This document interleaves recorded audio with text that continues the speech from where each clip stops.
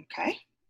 So good evening, good evening, good evening, ladies and possible gentlemen. Real quick, turn your mics on really, really, really quick because I want to hear you guys and I want to hear how motivated and excited you guys are. We are excited to hear you. So when I say, hey, brown girl, you say, hey, brown girl. And if it's a gentleman in here, you can say, hey, gentleman. But I scrolled through a bit before I came on and said that, and so I saw it's all ladies so far. So hey, brown girls. Hey, brown girl. Hey, brown girls. Hey, brown girl. Some richness about to go on. I'm Fran Morris. I am a fourth-year school counselor, founder of Brown Girls Who Counsel. Some of you guys have seen us, have been with us through this journey, this short journey that has been so amazing and has been blossoming so quickly that it's just like, ooh, for me. So I'm excited. We're excited for you guys to be here. So welcome back to you guys and welcome to our first time visitors and to the Brown Girls Who Counsel shindig. So without any further ado, we're going to get started. We're here to do our presentation, our session on where do we start. So again, let's get started. Let's go over our agenda real quick. We don't want to keep you guys on too long tonight, so we're just going to breeze through it. This will be recorded. Of course, Danisha said we don't own the rights to that music. I'm not Beyonce. I try to sing and be like her sometimes, but I'm not there yet. So it'll be on our YouTube page. You can find that link on our any of our social media, especially our IG. So, and thank you again for building us up to 600, almost 700 in this little bit of time. So thank you, thank you, thank you, thank you, thank you. I can't thank you enough. So let's get into this agenda. So on tonight's agenda, we have already had the welcome by me. Again, I'm Fran Morris, the founder of Brown Girls Who Counsel. Following after me will be announcements and housekeeping from Lucy Dorless. Then we'll have a session on preparedness check-ins. Are you ready? With Genevieve Stevenson. And then that will follow with the Brown Girls Who Counsel checklist with Miss Anisha James. As soon as we wrap that up, we're going to jump into our Q&A session as we always have ready for you guys. And then we'll follow up with the Are You Ready Now? Because we're about to give you a lot of meat in a little bit of time. So we want to make sure you got it. So get out your notepads. I have two here. Even though it's my fourth year, I still take notes because you never know what you can add to your repertoire. So we've met me. I am the founding executive chief of Brown Girls Who Counsel, going into my fifth year, just finished my fourth year of school counseling. I'm so excited. I've done elementary for 4 years and high school for 5 years as a counselor and 10 years as a teacher. I'm also part of the Broward School Council leadership team, as well as Genevieve, you'll see as a part, and I'm recruiting some other ladies to be a part. I am a former graphic designer, but it's always in my repertoire. So I am a graphic designer and creative director with a degree from Florida A&M University. Next, we have our girl, Lucy Dorless, who has just been inducted into FSCA as a board member. So that's Florida School Counselors Association. She's going into her 6th year as a school counselor. She acts as the executive advisor of business and research advisory for the Brown Girls Who Counsel. She's also the founder of Bonjour from Lulu and the founder of the new Educational Wellness Consulting Services. Next, we have our girl, Miss Anisha James, who we are all familiar with her blogs and wonderful videos that she shares on her social media. Feel, Heal, and Learn. She is the executive advisor of marketing for Brown Girls and media for Brown Girls. She's also going into her 5th year as a school counselor. She's also the co-owner of Something Social with her beautiful sister at James Girls, the James Curls. I always say James Girls because they're James Girls. Sorry, Nate.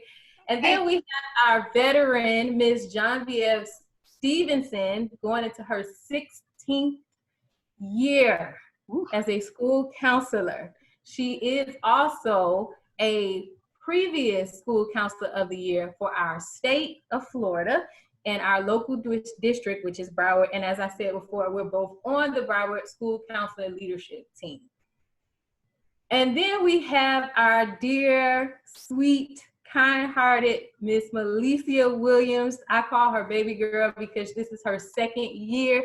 She's awesome. She's amazing. She is our advisor of media and business. She is amazing. She's also the founder of this cool project that pours into our youth, which is called the Excellence Project. And she is the co-founder of Together. So let's go ahead. We already introduced ourselves. I'm ready for you guys to learn. I'm ready for you to get this meat and get this thing that you can take into your first day. Some of us are already back, but you can have another first day. So without any further ado, Lucy, please take over. Enjoy. All right.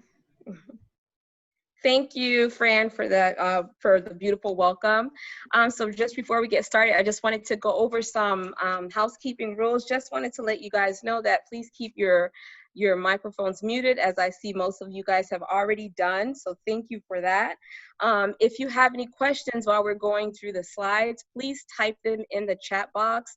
Melicia will be monitoring the chat box, and when we get to the end during our Q&A session, we will go through the questions then. And lastly, as Nay had mentioned at the beginning, we are recording this session, so be mindful of that. If you have a question and you decide to turn your camera on, you are being recorded. So say cheese. Welcome. Okay. Welcome, everybody. Thank you all so much for that great introduction earlier. I do appreciate that. And welcome to everybody. I'm so glad that all of you are here. You guys are all going to get ready to learn some great information today. As Fran said earlier, please make sure you are taking notes because there's a lot of information to give. Wanted to also take this opportunity to check in with you. So as you can see on the screen, you see the question behind these two beautiful young ladies here. They say, are you ready? We as Brown Girls want to check in with you right now to see how ready and how prepared you are to begin your school year.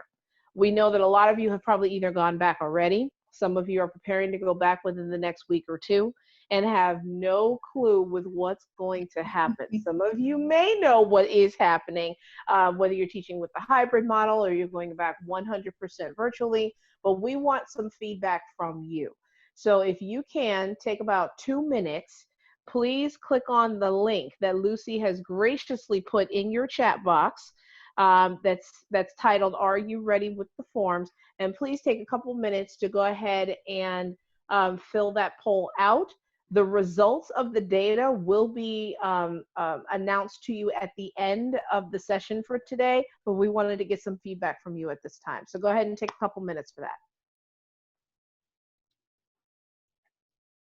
That was awesome. I'm getting those responses immediately, so thank you. Google Forms is just another tool that you can use as a counselor, and we'll talk about that throughout the session.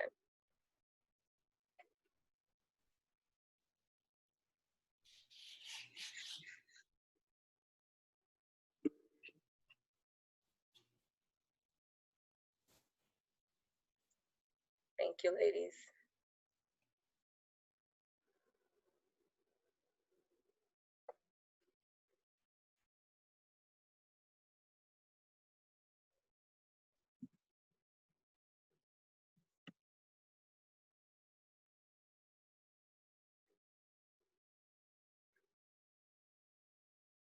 All right, Nate, we can go ahead and get started. And like Genevieve said, we're going to share the results of that data at the end to see, hopefully, this is kind of our pre and post test.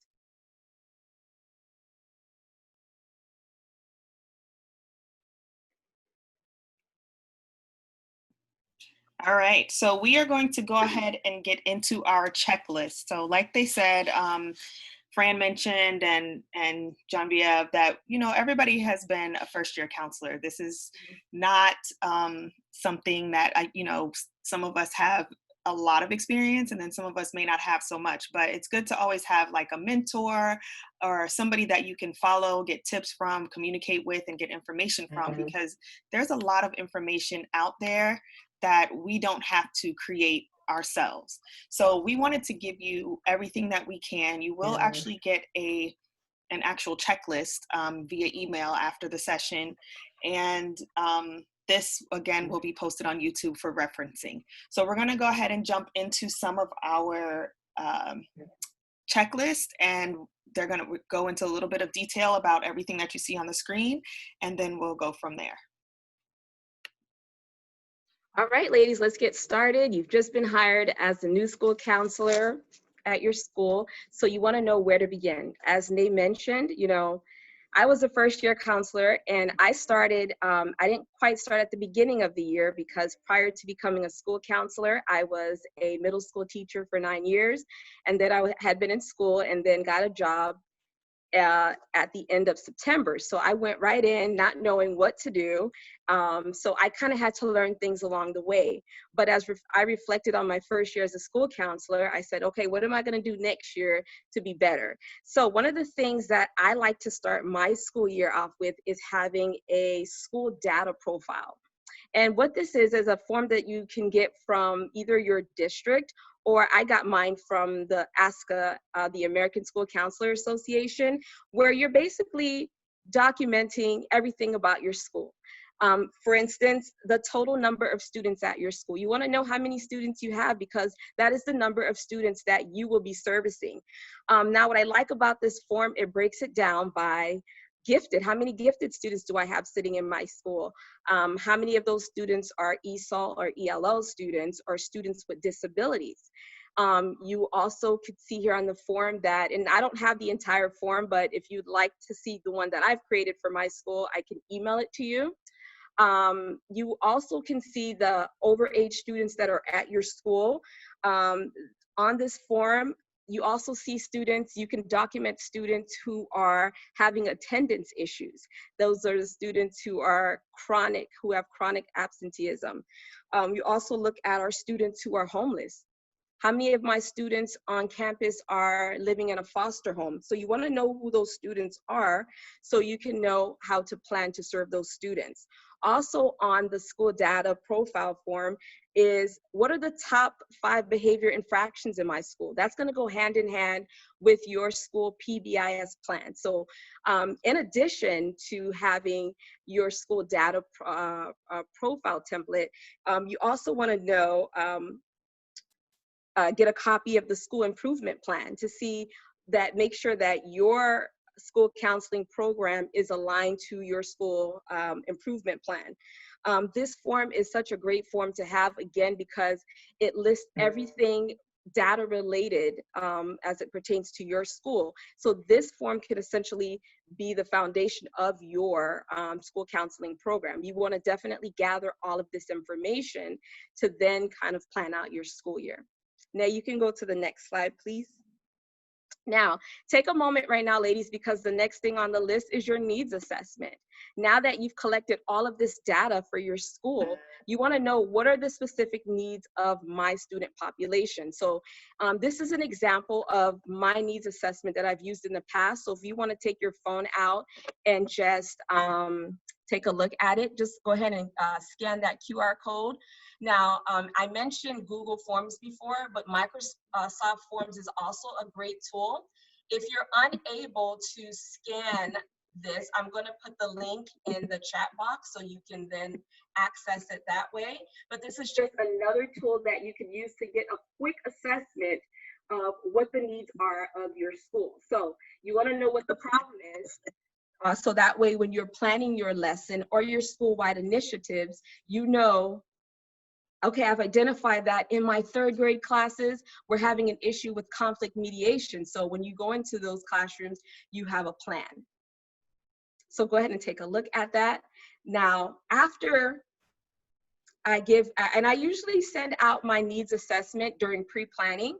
A lot of times the teachers at your school, or some of them are veteran teachers and they've been there for a number of years, so they know the pattern of behaviors at the school. So I like to rely on that data from them.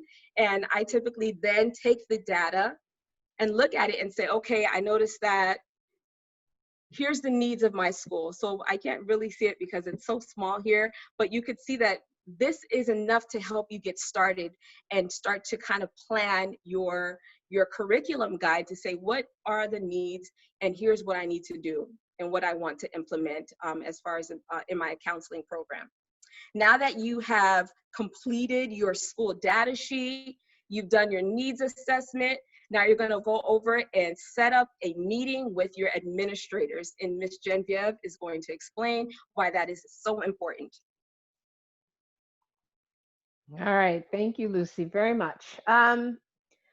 The next item on the agenda is talking about the purpose of meeting your principal and your AP. And I can tell you, with being in this profession for an extremely long time, and yes, I have acknowledged and accepted the fact, that I'm the oldest one, possibly the oldest one on here, but that's okay. I digress.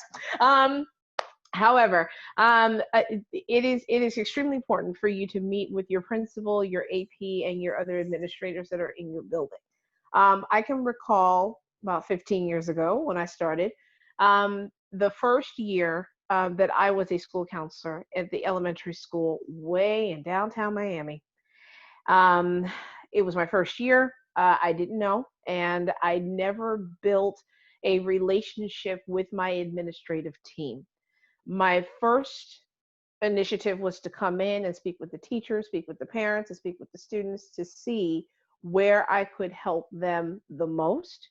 However, instead of just what I did was roll out my plan without speaking to my administration first, because I didn't know if they had a different plan for me. And therefore we clashed and we collided. So one of the main things that you need to do, one of the first things you need to do, in addition to collecting all of your data so you can build a comprehensive school counseling plan, is you need to go over that information with your principal and your AP. Now, some of you are probably sitting there going, Genevieve, I don't understand why it's so important. My assistant principal and my principal have better things to do. I can't even get an appointment with them. I can't stress enough. The best time to meet with them is either before pre-planning week, right up to about maybe the first or second week of school is the best time to do that. Give yourself time to collect as much data as you can, just like Lucy stated, so that you know what you would like to meet with them and talk to them about.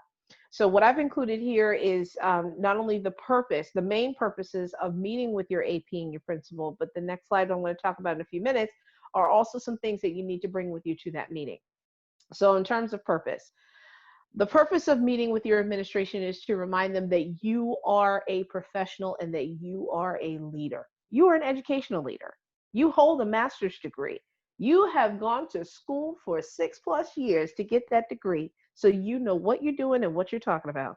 You are also an advocate for students. They need to be reminded of that. It's not just the teachers and it's not just them. You are there for the students and for the parents as well. And you are a social change agent. That is what you're there for. When parents are frustrated, when students are frustrated or having a hard time, or they just need some simple advice on some study skills, when you have your staff members that just need to come into your office and just need to vent, the one person they always look for first is the school counselor. You are that change agent in that building. So some of the things that you do talk about should be the reminder of that. You need to make sure your administrators see your face and remember who you are. Second reason, fill in that gap with administrative support. It is so important that your administration have your back, and therefore teachers and staff also have your buy-in. If you review your plan and your goals with your administrative team, and they are on board with everything that you are planning to do, you have their backup when you present to teachers and to staff and even to students about what some of these activities you're going to do for the year. Number 3, showing your support in return.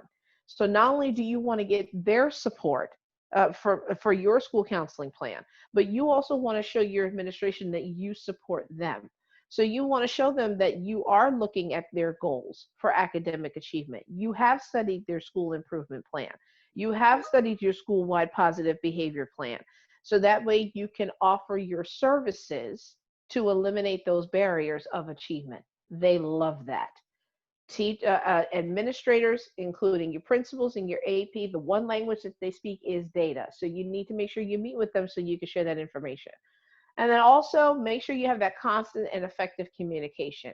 Keep the lines of communication open. If they see that you are comfortable going to them, they will definitely be comfortable coming to you and asking you to lead and take charge in many different ways. And therefore, once you have that constant communication, it also opens up collaboration. So on the next slide, really quickly, is to go over some of the things that when you do meet with your principal and your assistant principal, these are some of the top things that you need to discuss. Number one, please make sure you review your data from your needs assessment. Show them the areas that you need to concentrate on and go over some possible interventions and ideas for those needs. Also, make sure that you share with them what's on their school improvement plan and what's on their positive behavior plan, because it shows to them that you are invested into their school and you know where you can help and what areas that you can be successful in. Also share with them your statement of purpose. Now, when I talk about statement of purpose, we all have one. We all have a reason for doing what we do. But your statement of purpose needs to make sure it has three things as part of the equation. One is the district mission. Know what your school district mission is. Also know what your school mission statement is, because you are a part of that school, you are a part of that team, therefore you should know what the school's goals are, and also your counseling goals based on what you see on that paper from the results of your assessments. Once you combine those three together, you have a statement of purpose, and you need to share that with your administration. Discuss your schedule with them, discuss your duties, discuss your responsibilities. Here's why. Once you have reviewed that data with your administrative team, you'll start to notice that they will be adjusting some of your duties and responsibilities because they know where you are needed. So that's why it's important that once you've gone over that information, you go over your sample schedule that you have created. Because I will say this, in learning this for this many years, is that if you don't create your schedule, somebody else will do that for you. So you need to make sure that you go over their schedule and your duties and responsibilities. Another thing, I am real big on documenting everything that I have said and everything that I have done. So one of the documents you need to bring with you, some districts require you to put together a comprehensive school counseling plan. But there's some districts who don't require you to do that. So my suggestion would be have some sort of a document that's an annual school counseling agreement. The American School Counselors Association does have one that you can use as a general template. If you're not comfortable using that one, please make sure that you create your own school counseling agreement, and please make sure you have written on there everything you have talked about with your administration, and make sure they have signed it. They must sign it for the year. Once they have signed it, they are deadlocked and in. So they have to make sure that you're doing everything on that sheet. Also collaborate with your administrative team. When you meet with them, take the opportunity to ask them, what are some things that you want to do with me? Do you want to do a group session with me? Do you want to come in as a guest speaker for some of the group sessions that I'm going to be having? Invite them to some of your classroom guidance lessons, and I know we're going to talk about that in just a few minutes. Offer to co-lead a workshop with them, because the more that you have them involved, the more they're going to be invested and believe in what you're doing. So take that opportunity when you meet with them to ask them, what do you want them to, how they can collaborate with you on some of these counseling activities. And lastly, please make sure you meet with them on a regular basis. Come up with a schedule, come up with a day and a time that you meet with them regularly, to not only to continue discussing those needs and to make some adjustments to the plan based on those needs, but also some of the accomplishments that you had so far throughout the year. So it's really important that you, as one of your steps, please make sure you meet with your admin team. And moving on to your daily binder. Okay, so another tool, another important tool that I think every school counselor needs to have, whether you are a rookie or you are a veteran, every school counselor must have a daily log binder. At my previous school, before I'm at right now, every single person in the building had to have one. All special teachers, all classroom teachers, I had to have one. Even our administration had to have one. Everyone had a daily log binder. And inside of that binder were 7 top things that I made sure that I had in that binder that I carried with me to every meeting, every conference, every professional development, and every PLC and workshop that I went to. Number one, you need to make sure you have a copy of your data that you have already reviewed with your administration because they've already signed off on it. Once you have a copy of that data, you have something that you can refer back to and you know exactly where it is. Also, your daily schedule that you all have agreed on. It needs to be in there. My other suggestion would be to make sure that your daily schedule is on the outside of your door and that your teachers and your staff have access to your daily schedule so they know exactly where to find you and where you will be. Also, make sure that you have your calendar there. I know in just a few minutes, Anasia is going to talk about awareness dates. Please make sure that you have a copy of those awareness dates in your binder. Make sure that you refer to them and make sure that you have some sort of an alert tool, an alert system that you use um, in order for you to refer back to and make sure that it helps with building your calendar and your schedule. Also, training and professional development days. Every district that I know has professional development for school counselors, whether it's your district or your state association. Please make sure you know what those professional dates are. My suggestion would be to also give a copy to your administration so they know the days that you are going to be out, because that is your day to gain more knowledge and more best practices for your program. Your counseling session logs. Anytime that I meet with a student, whether it's small group or individual one-on-one, I always document it in the log. Now, as a new counselor, most likely when you get started, your school is not going to have you in the system yet. So you may not be able to log any information into that system right away. My suggestion is to have those session logs in your binder so that when you do have access to that tool or to that system, you're able to go back and update it with the information that you do have. So if you have small groups and individual one-on-one sessions, please make sure you document everything, including dates, times. For students, please make sure you just put their first initial and maybe their last name or vice versa, and just be brief with your notes. You don't have to go into detail about what you're talking about, but at least put the topic that you discussed. Your daily activity log. Yes, you do have your schedule, but sometimes your schedules change based on crisis or situations that you get in for the day. So please make sure, what I do is at the end of every day, I write down everything that I've done that day. Students that I've seen, groups that I've had, if I had to do a mediation, if there was a crisis situation that I was in, I wrote everything down I did for that day so that when I do meet with my administration again, I can share with them my logs so they can see where most of my time was spent to make that adjustment. Call logs with parents. Anytime you need to contact any parents for any reason, please document it down. I call it CYB, to cover your butt. You need to make sure that you document when you've spoken to them and what it was about. If you left a message, please indicate LM to say that you left a message and what time you left that message. My suggestion is call 3 times before you go to your administration and say, I have tried to contact these parents. These are the dates. These are the times. I need your assistance. Lastly, in your daily log binder, you need to make sure that you have class rosters. You need to make sure for your MTSS and your RTI list, any students that are in RTI, whether it's academic or behavior, you need a copy of that list.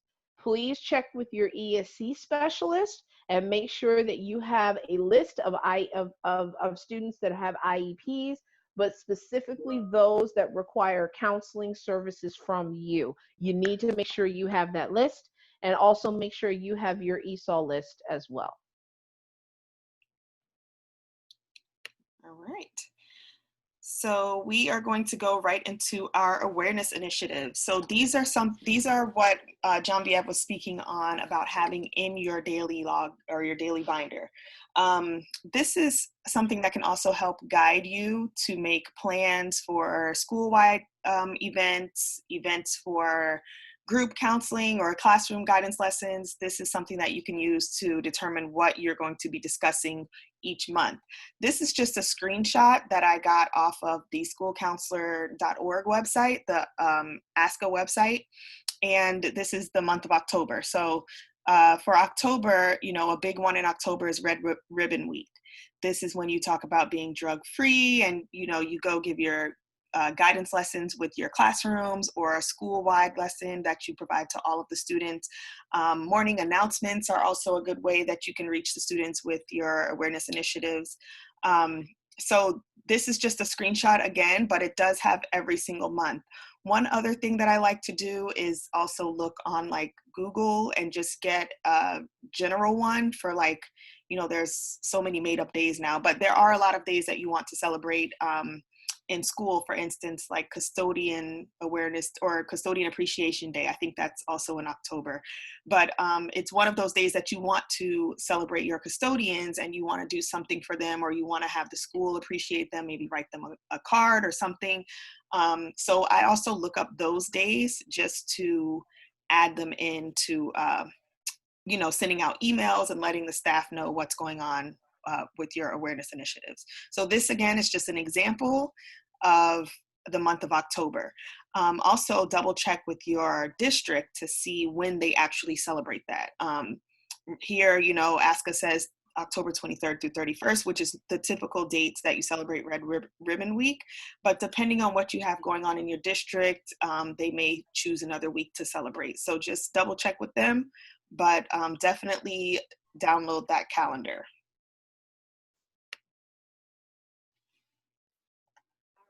So I'm back. So as school counselors, one of our jobs is to do, you know, classroom guidance lessons. So when you are creating your classroom lessons, you want to definitely rely on the data that you got from your needs assessment or your school improvement plan.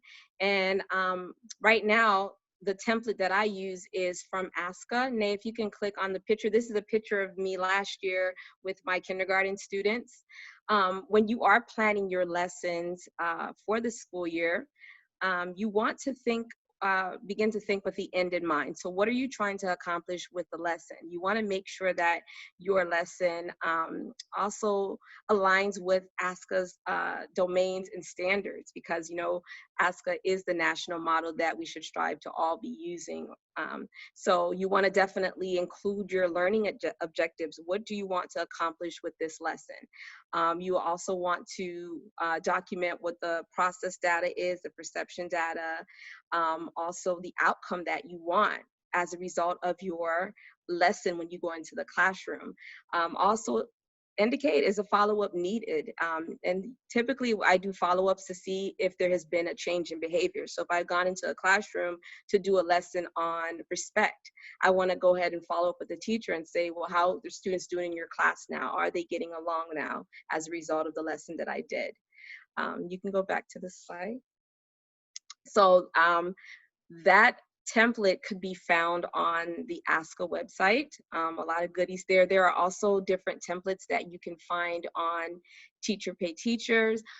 You can also find them on Pinterest. Now, I use this counseling curriculum map, and I map it out. Remember, these are all working documents. So just because you may have said, you know, back in June, I think I wanted to teach a lesson on this, and things change based on the needs of your school, you can always go back and change it. So I like this curriculum map because it allows me to plan out my year, and then I could do it by grade level, because grade levels may have specific needs, or it could be specified to the teacher, because you may have a teacher who make a request for you to come into the classroom to do a lesson on an issue that they're having in their classroom. So for me, I typically go into my kindergarten classrooms at the beginning of the school year to introduce myself. A lot of times they are new to the school environment, so they need to know who I am and what my job is. I know for me, in my experience in the last 5 years, I found that in my upper grades, my fourth and fifth graders typically have issues with gossip and conflict. So I know a lot of times my lessons are based on those things. So this is just an example of a curriculum map that you can use with your within your school counseling program. Thank you. Great. All right, so the newsletters. This is an example of a newsletter that Lucy used at her school. This is a way to communicate with your families. You can do them monthly. That's probably the most ideal. Just a way to communicate with them what you have going on at the school. So she has listed her January observances, National Blood Donor Month. You know, you can put the items from the awareness calendar in here, maybe something that the family can do as it pertains to one of your character traits, weekly observances, and things that are happening during the day. For January, she put also test taking tips because they were about to take one of their standards assessments. So this is just an example of what you can do. Again, not something that she made up, something that she purchased, I believe, or maybe it was one of the free resources. Pinterest, Teachers Pay Teachers, all great. And usually they're working documents that you can edit. So they, and there's, you know, different ones. And even if you just glance at one and make your own, that's fine too. So, but this again is just a way to communicate with families. Newsletters are great, and they will probably work really well if you are working virtually this year. And then we're going to discuss building relationships. So this is very important. When I first started counseling, this was one of the things that all the veteran counselors told me, as well as something that I mentioned to counselors that ask me about their first year. So I always tell them that they want to build relationships with their staff, with their AP and principal, the teachers, you want them on your side, and then of course families and students. So ways to build with the teachers, of course, is having meetings. You can meet with your ESC specialist, meeting with your reading coach, just to discuss some data and things that you have planned for your year. Again, as Genevieve mentioned, meeting with your principal and AP, you definitely want them to support your program. And then coffee with the counselor is a great way, even via Zoom, if you have it online via Zoom, is a great way to discuss with parents different topics or concerns that they may have. I can imagine that parents will have a lot to say this coming year, especially for those of us that are not going to be starting in a traditional school setting. And then here in the middle is just a brochure example. Again, something that was pulled right off of the internet. It's just, you can edit it and put your own information, but it's a brochure that you can provide at maybe a back to school night or something that even if it's one of your coffee with the counselor nights or mornings, a brochure that explains what your role is, how they can contact you. You can provide your business cards at that time. So just maintaining contact with families and your staff. I also, for building relationships with my staff, every Monday I send out a Motivation Monday email just to remind them that they're all great teachers and great staff, and we're doing this for a reason, and no matter how hard it gets, we can do it. So it's just a quick motivational message in the beginning, and then I discuss what's happening that month or week or whatever, however often you want to send it out. I send it out every Monday, so I discuss weekly events. So that's for building relationships. And Alicia. Hey everybody, so I'm going to talk about building your virtual office or website. I'm going to give you guys 3 tips to help you do that. And the first is, do not get caught up in being pretty. As you can see, I fell down the Bitmoji rabbit hole and I had a great time doing it, but that does not mean that you have to fall for the same thing. Who is your office or your virtual website for? Is it for parents? Is it for community stakeholders? Is it for staff? Is it for students? Depending on who your audience is, and maybe it's everybody, you want to make sure it's functional. So if you're catering more so to your students, but maybe you'll have things for parents or teachers, you want to make sure that okay, it can be pretty, but what fonts are you using? Are you using a bunch of cursive fonts? I know that I have a lot of kindergartners as well as first graders, and if I put all of my buttons and links in these pretty cursive fonts, they're not going to be able to read it. They're going to constantly need help or assistance navigating through my office. Is it too cluttered? Do they have a hard time finding things? Those are things to keep in mind when you're building your office. Number 2, try to incorporate elements from pre-COVID. I know some of us haven't been in our offices yet. It has been months, feels like years, but you want to make sure that you're keeping as much normalcy as possible.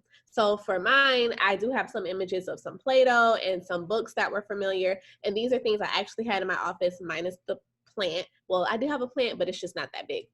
But you want to try to keep as much normalcy as possible. So on my virtual office, I do have some links to books that the students have read before or that were available. I also have a calming corner, because typically when a student comes to my office, and I actually learned this from Lucy, I have a jar with ice cubes in it, the reusable ice cubes, and it's the Cool Cubes jar. So immediately when you come in, you sit on a beanbag, you pick a Cool Cube, and for 5 to 10 minutes, uninterrupted, you do whatever is on that cube. It can be a puzzle. It can be reading a book, playing with Play-Doh, just for that student to kind of reset and then come back and get ready. And that was something I really, really wanted to incorporate in my office, my virtual office, because students every day, they know the routine.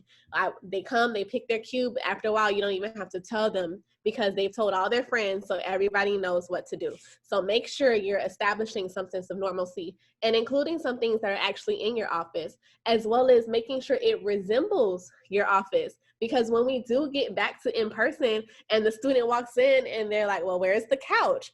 Where are all the photos? Because it was in your virtual office, but it doesn't really exist. So make sure you're keeping up with that. And then number 3, give yourself some grace. Now, that Bitmoji rabbit hole took me hours to get out of, hours upon hours playing with it. I probably made 4 or 5 offices, and I was like, oh my gosh, this is so cute. I want this, I want that. Don't worry about making it everything all at once. Take your time, spread it out. Don't be afraid to walk away from the computer and come back. A part of self-care is within building your virtual office. Don't overwhelm yourself. Have fun while you're doing it. Don't be afraid to learn new things.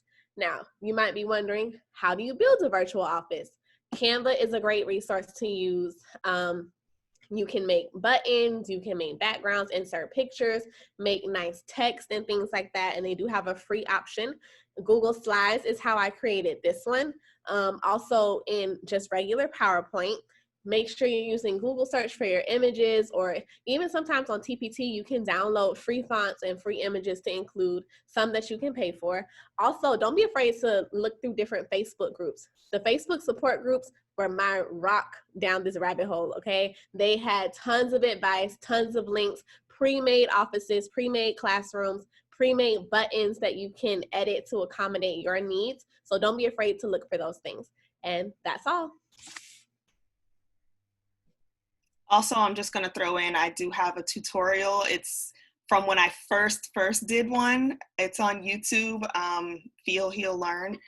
And it's a quick tutorial if you want to build one, and it shows you exactly how to attach a link and how to move the items into your office. So if you want to use that, that's there for you as well.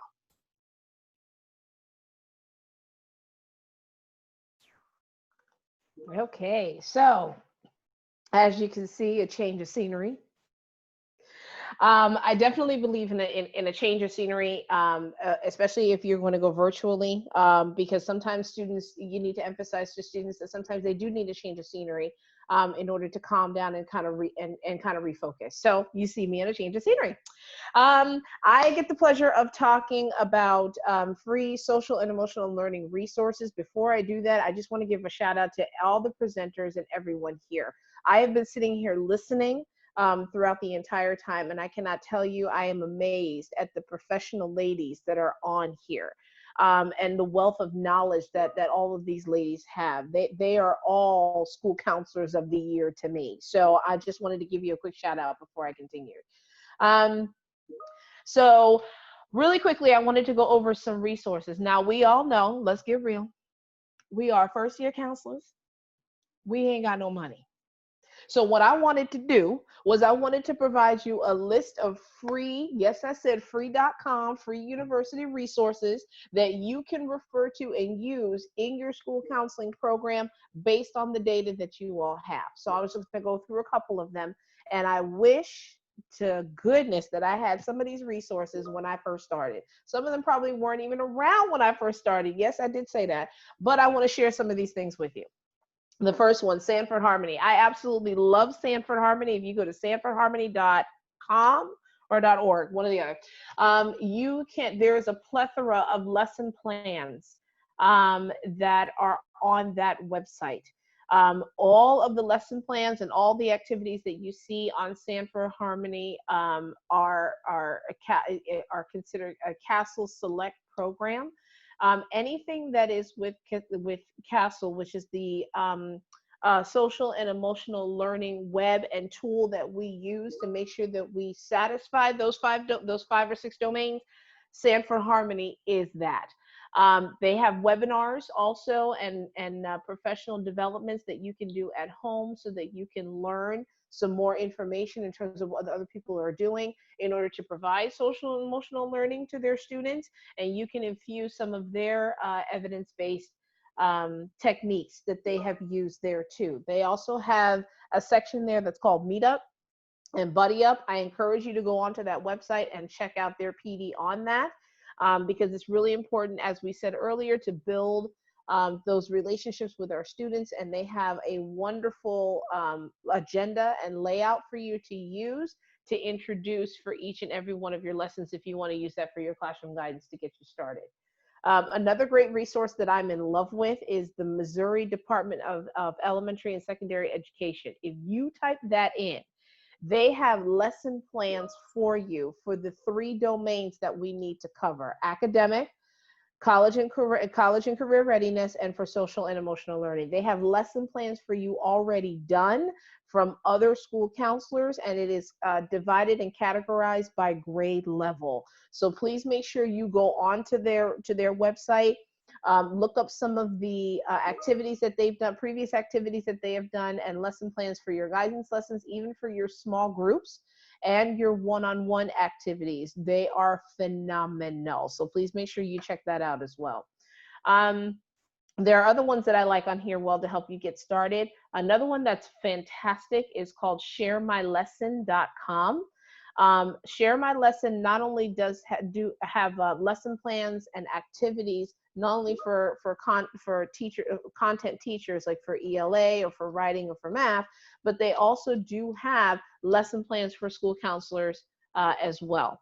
All you have to do is type in the topic that you are discussing or the topic that you want to share with students, even with your teachers and staff, and they pull up so many different lesson plans, webinars, activities, activity pages, and even PDFs on that website. And guess what? It's for free. All you have to do is register for free to sharemylesson.com. I'm telling you, you will not be sorry. Everything is already done for you.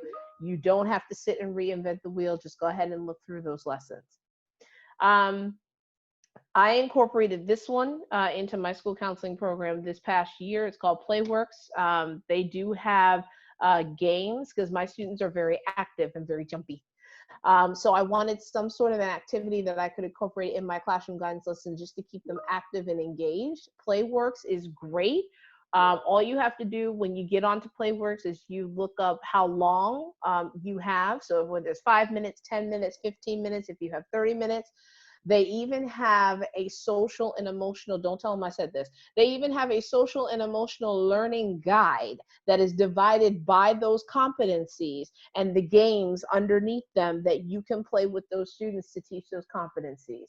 Don't tell them I said that. Anyway, so please make sure you go on to Playworks. They definitely have those there just in case you need something engaging and active with your students. Another great site, they're all great, but if you're looking for something to teach diversity and tolerance, these two right here I'm in love with. Teaching Tolerance has free lesson plans as well and articles for you to read through so that you can try to incorporate some other interventions into your guidance plan. ADL, which stands for the Anti-Defamation League. They have free lesson plans also. My school was just considered a no place for hate. If you want to go eventually to become a no place for hate school where you show equity and diversity, this is the place that you need to go. My other favorite that actually I just shared with one of our panelists the other day is called Scale.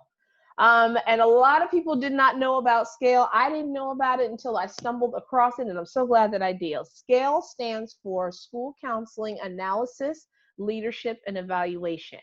One of the biggest things that our administrators want us to have is evidence-based programs and evidence-based interventions that we embed into the school. If it's not evidence-based, they're not going to look at you. This place right here is a great website to check out what other school counselors in the country have done, but also they have shown their data to show that it works. If they show with their data, especially pre-test and post-test, that their intervention work, it becomes evidence-based. So if you are looking for evidence-based interventions and activities that you can put into your counseling program based on your needs assessment, I'm telling you, please go on to that and find that. It's called Scale, the School Counseling Analysis, Leadership, Evaluation. You will find what other school counselors have done, and you will also see their data. So if you're looking to show data to your administration team to show that something works, it's right there for you. So please make sure you check those out. So I hope these were helpful for you to help you get started. Okay, the next thing that I love to do is I love books. I know many of us on this panel love books. Books are our go-to. And just a little tip and a little hint for all of it. Yes, Lucy, I see you. Yes, ma'am. Just a little tip and a little hint. If you have book clubs on your elementary or middle or high school plan, administrators like that. Because you are filling the gap when it comes to reading achievement. So just a little tip right there. So there are a plethora of books that you can use to help you get started. Some of these are even online. And I know since we're going virtual, a lot of us are going virtual, you can go on YouTube, you can go on Epic Books, you can go online, even Tumble Books have a couple of these, and check them out, and you can use them to read to your students. One of my favorite ones that I shared with the group earlier today is this story right here, The Oldest Student, How Mary Walker Learned to Read. And this book is phenomenal. It's about a woman by the name of Mary Walker who was born a slave.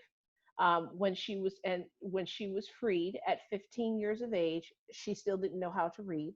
By the age of 20, she was married. She had children. By the age of 68, she had worked in so many different areas, and she had worked from head to toe.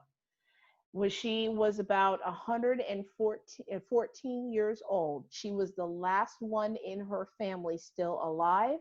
And by the time she was 116, she finally learned to read. So it is phenomenal. I love this book, especially when you're teaching kids that those that say I'm never gonna get it. No, have them check out Miss Mary Walker, because guess what? She was 116 and learned how to read. So you can learn how to read as well. Okay. Another great book that I love is The Day You Begin. That book is great because it talks about the first day of school. However, some of our students can connect to it because you see that she's just like us, starting on the first day of school. So these are some great books to help you get started. These are books about building community, books about loving yourself and liking yourself and who you are and letting them know that you're enough and you're okay. Even one right here, the one right here about Ruby being worried. Yes, we get worried too. There's another one I love about kindness. Amazing Grace is fantastic. And one of my other favorite books is down at the bottom that says Those Shoes. Those Shoes is phenomenal. It teaches not only about empathy, but about being thankful for what you have. Yep. Great books. I'm going to add some of those to my wish list. Another way to get books, actually, thank you, Lucy, because I've had a wish list for quite a while, but I never really shared it like I should. But I did recently share it on my Facebook page with friends and on my Instagram page. And you'd be surprised how many people, especially now, are willing to support teachers. So go ahead and create an Amazon wish list or a book wish list and send it out to your friends, because they will definitely support. I've gotten quite a few books already. So now we're going to move into our question and answer. Hopefully you've been writing them in the chat. So Melicia, any questions that we need to address? So the first question was, will or how will this information be shared? So we will definitely post this video on YouTube. We were just kind of like side talking because I saw somebody asking about it, the PowerPoint. So possibly creating it into a PDF so that we can share it with you. But definitely on YouTube, you will get this information, as well as an actual checklist with the items that we said that you should definitely have, like meeting with your principal, those type of things. So we'll send that via email. Awesome. The next question asks for book resources for high school. Hi, so I was just, I want to say it right, Dyra. I hope I said it correctly. I was talking to her privately. I did. Diara. Diara? Oh, I didn't. Sorry. I just said yeah. But I did answer her directly, Melicia. I do have some old high school resources. I just have to go through them. So if anybody is interested in having that information, I can share it to you. You can DM me on IG, or you can email us on the Brown Girls email, which is browngirlswhocounsel@gmail.com, or you can DM me on IG, which is FM_school counselor. Yeah. So I'll be happy to help you guys with high school. Lucy has experience with middle school as well. And Genevieve, do you have upper experience? No. No, I have more elementary and some middle school experience. Okay. Yeah, just reach out to us. Okay. Thank you, guys. Any other questions? Because I was watching too to see what we can help you all with. Please, please, please ask your questions now so we can answer you live. We want to help you. A recap on websites for virtual books. I can help with a couple of them. So Epic Books is a great resource that you can check that out. Mm-hmm. There's also something called Voom. It's either Voom or Vroom. It's one or the other. I believe it's Voom. Voom is a great website as well, where you can not download books, but you can read through books virtually online. So Voom is good. Epic Books is good. Story Online is fantastic. They have a lot of different books where celebrities are reading to the children. So Story Online is fantastic. Tumble Books is fantastic. Even YouTube. If you go on YouTube, YouTube has some great books that other people are reading online and doing a lot of read aloud. So you can use them whether you're going back to school virtually or in person. You can definitely do that. So those are some great websites that you can check out for books as well. And then also, lastly, please make sure you ask your media specialist. Your library has tons and tons of books that you can use to help you get started until you start building your library. But please go through some of the lists of books that you would like to read or find.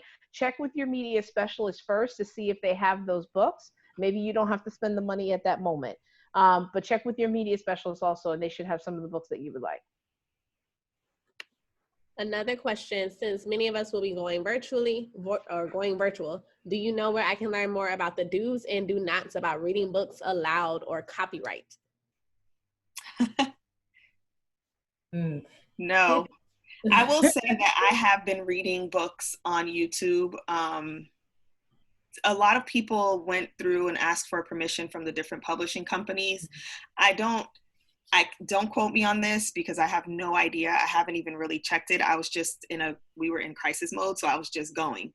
But I do believe that a lot of them had waived some of the copyright issues, just because they knew that people were going to be reading. And but I don't really have that information. I did back in March, but I have to find it. And I just wanted to piggyback because I know that some of the authors of some of those popular books that we have been reading have been doing their own read alouds on YouTube. So I'm one that just goes to the author and see if they've done a read aloud and kind of just have the author read. And then of course I always credit them. Like, so I'll say this is a book by whoever, you know, Grace Byers, I Am Enough, you know. So yeah, I don't really know the copyright issues. We'll get to that. We'll find out, and we'll post it. But, ladies, I do believe you are correct. As long as you refer to them when you are reading the books, you should not have a problem. But I would double check on that. But you should not have a problem as long as you refer to the author and make sure that you advertise who it was. Yes. Right. And also give a nod to the illustrator as well, because you are showing their work. That's the tidbit I can add as a graphic designer. Make sure you give an acknowledgement to the illustrator. So author, Grace Byers. I can't think of the author. I used to keep her name in the back of my head, the illustrator for that book. But she uses the same young lady. Also, to go back to the free resources for books, I know we don't want to plug all the time, but it starts with an A, end with Amazon. If you do a search, they have free digital books. So don't forget those. And we did get some information about a Black-owned bookstore. I'll share that information with you guys as well. I'll try to post it on Brown Girls as well as my IG.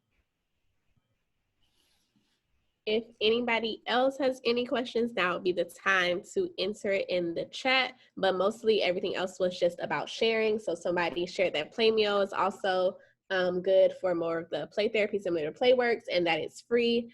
Storyline online.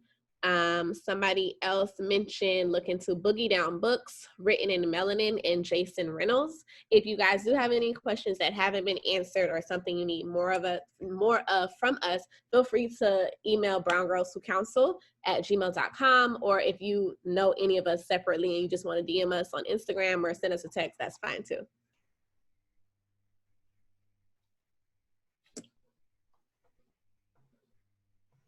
This is great. Thank y'all. Oh, good. Thank you for joining us. Well, we do have a next slide to just. Yeah, before you leave, I just wanted to give a second for questions, but we want to, again, ask the same question. So this is Lucy's cute little office. Look at DB on the wall. Okay, so if you could take a moment and go back into the poll, and we want to see that now that you have received a lot of great information from everyone, every wonderful person on this panel, please make sure that you go back into your poll and let us know if we were able to help in any way. So please click on the link. I know Lucy went ahead and put in the link in your chat box. So please click on the link and please complete your poll at this time. And we're going to share those results momentarily as soon as everybody gets in there and start answering. And I know there's a few more questions or comments that came in. So while you guys are doing that, I'm going to work my magic and get the results for you guys. Please hold. Well, carry on as I do that. So, I was going to say, unmute, Malicia. Somebody asked about a planner or using a binder. I personally use both because for me, if it's not written down, it doesn't get done. It is what it is. I have a Happy Planner, which, funny enough, it's like way back there. But I do use the Happy Planner from Michaels because there's always a 40% off coupon, or like the stickers, or like buy one, get one free.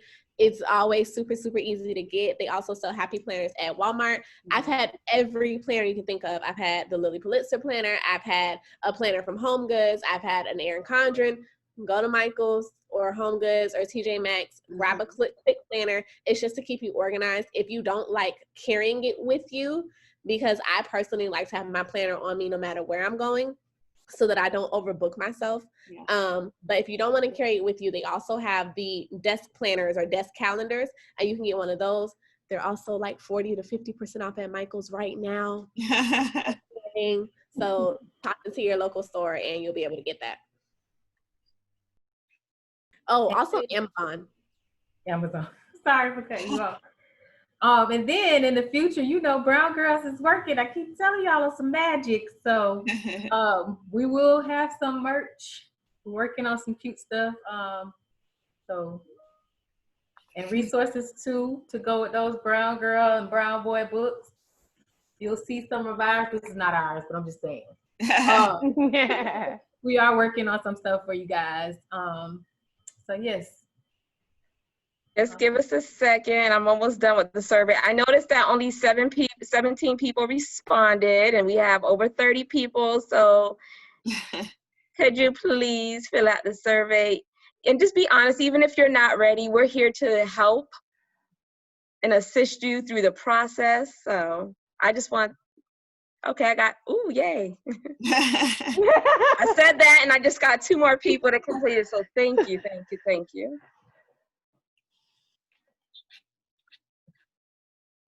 Any other questions? All right, I'll be, Oh, Nate. yes, tax-free weekend. Y'all, that is the devil's business, but that's when I load up. Yes.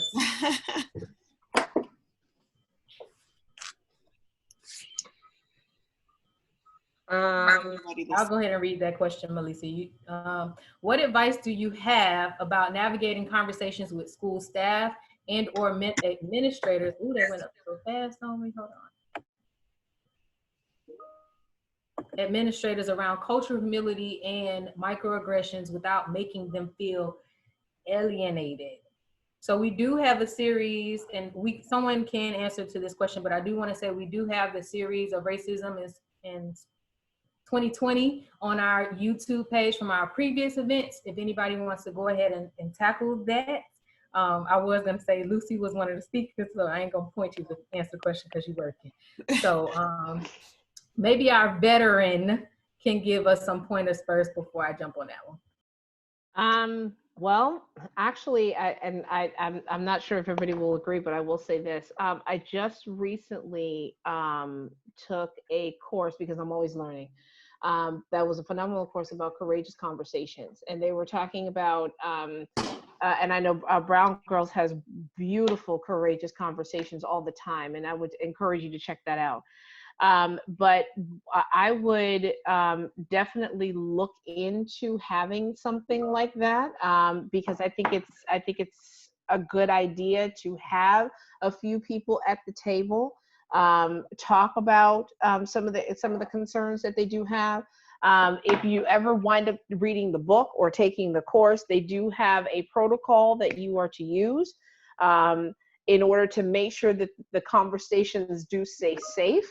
But I will say that for me, I mean, I'm definitely putting that in my plan this year, is to have those courageous conversations, not just with staff, but also with students as well. So I hope I'm on the right track with that one.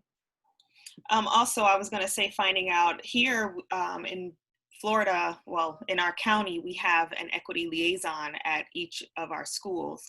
So that person will also be able to assist with scheduling those conversations or trainings for staff. And then just, making sure, I know I've had, I have to, self-reflect and make sure that I'm doing what I'm supposed to be doing at my school, as far as microaggressions and using data that you receive from the school as far as academics, grades, referrals, behavior concerns, to help drive some of those conversations as well. Agree. You ready, Thank Lucy? you, yes, the data is ready. Let me find the slide. Lucy, before you go, we had another question. Did you see it, Melissa? Yes. Do you guys have any favorite technology apps or sites, etc., to use for virtual counseling? YouTube is my Um, personal favorite. Yeah, I have a couple. I Teaching time. utilize Nearpod. I've utilized Brain Pop. I've used Everfi. I just found out Class Dojo actually has some cool lessons in SEL on their apps. So I'll say it again. I said Everfi. I said Brain Pop, Class Dojo. I was also told by one of my fifth grade teachers, actually the team lead, she said that there was some on Go Noodle, but I haven't checked it yet. Lucy's smiling, so that must be I accurate. use Go Noodle. It's amazing. If you want to do like a quick brain break, I mean, up to fifth graders can't get enough of it. I'm like, okay, y'all grown. Come on, we got to get back to it. But they sit there and they want to do It's a great tool. I love it. I also use Kahoot, Kahoot. I did because I couldn't see my students because I don't have a class, so I did like what I called lunchroom Zoom. So it was trying to make it grade level where they're in the cafeterias, like their lunchtime. So students would come in and be able to see students from other classes, which they normally couldn't see in their regular Zoom class. But I used Kahoot games, especially for my upper grades, but all of them really loved it. Like at least like second to fifth grade. I'm sure it'll work all the way through up to high school because you can put whatever questions in there you want. So some of them wanted a Harry Potter challenge, so I had to Google like questions to put in there because I haven't watched Harry Potter. But just different, topics or questions. Some of them were questions around the school, like what time does school start, to see if they remembered. Like cute little things, but they loved it, and it kept them coming back. So I was able to see my students that way. And of course, I use YouTube as well. And for the upper grades, when I was working in the high school level, there's always Naviance, but you have to see if Naviance is offered in your district. It is in our district, it's utilized in middle school, but mainly in high school. So you can have your SEL, your mindfulness, your college and career readiness. All of that can be found in Naviance. So those are some other ones. Yes, also Flipgrid, Javier. All right. Flipgrid is great. Right. If that's it, Lucy, you can go ahead with the results. Okay, so the results are there. Can everybody see them? Yeah, can you see them? Yes, I could see them. Okay. So when we started at the beginning, 65.2% of you guys indicated you were not ready. So that means, I read that backwards. So when the question was, are you ready? 34.8% of you guys answered no. And then after the question asked was, are you ready now? 94.7% of you guys are now ready. So that is some really good data for us, which means the information that we presented, you guys got a lot of takeaways from it.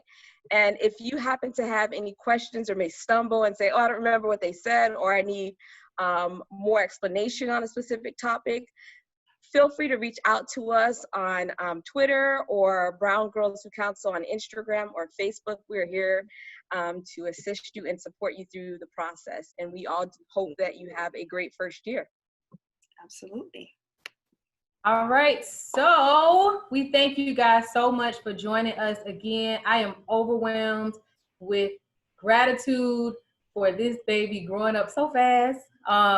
And like I said, some of you have joined us for the fourth time, the third time, and some of you guys, this is your first time. I hope you all enjoyed the conversation that we had and the resources that we provided. Before we go, I meant to start with this, and I would be remiss not to go out with it. I want to, before I say anything else, take a quick moment of silence for one of our civil rights leaders who was laid to rest today. We wouldn't be able to have platforms such as these where we as brown girls, Latinas, African Americans, Asians, and all of us would not be able to sit on these type of platforms and have these type of conversations that we get to have at Brown Girls without Senator John Lewis. So if we could take just a moment of silence for him, everyone mute your mics, and I'll come back on with my closing remarks. So let's give a moment of silence to him.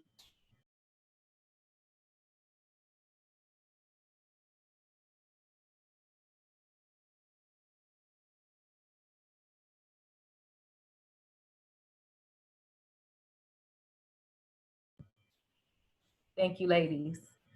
And gentlemen, if there's one hiding in here, again, we appreciate you attending.